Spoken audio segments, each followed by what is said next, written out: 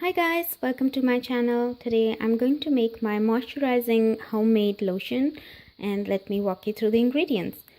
So I have here my organic virgin coconut oil, I have some cold pressed olive oil, and I have dried chamomile flowers seeping into it. It's been 4 weeks.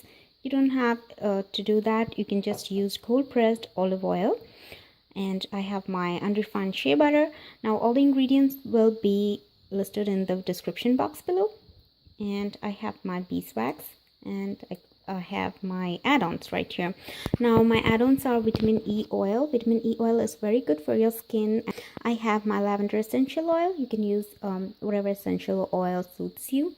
And for the tools, I have my hand blender with the blender attachment in it. You can use the whisk attachment if that's what you have, but I prefer this.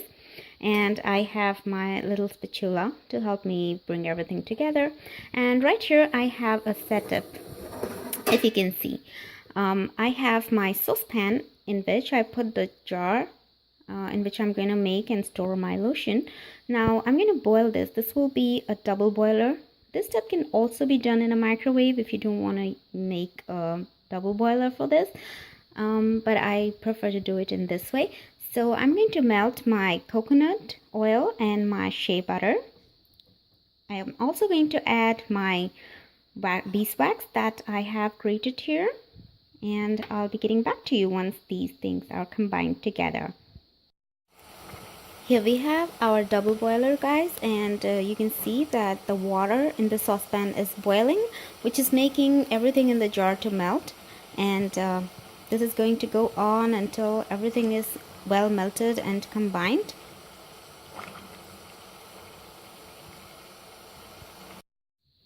So here we have our oil and our shea butter. You can still see some bits of beeswax, which is fine because beeswax takes a long time to melt and it takes a long time to set. So a few bits wouldn't bother you because we'll be anyways blending it, so that's okay. Next I added my olive oil. I filtered it with this strainer, and all the flowers are here. I added that. Now I'm going to add my vitamin E oil. The oil now is a bit warm, so this will be the perfect time to add in your oil, your vitamin E oil, and the essential oil of your choice. Next, we are going to let it sit for a few minutes, maybe 20 minutes or 30 minutes. So here we have our mixture of shea butter and oil sitting. I forgot to mention that you need to make it sit in the fridge for 30 minutes for it to set. Now you can see that the oil and the butter have started to solidify and it looks more milky. This will be a good time for us to beat it with the hand blender, so I'm going to do that. I also chilled my hand blender. I put it in the freezer, so it's super cold now. I'm gonna start beating it.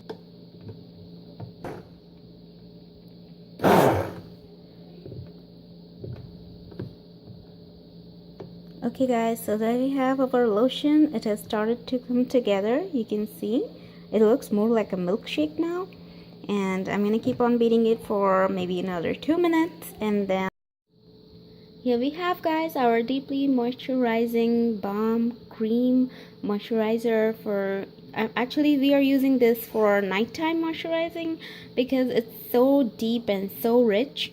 When you wake up in the morning after having this for the night, it's like your skin feels so much hydrated.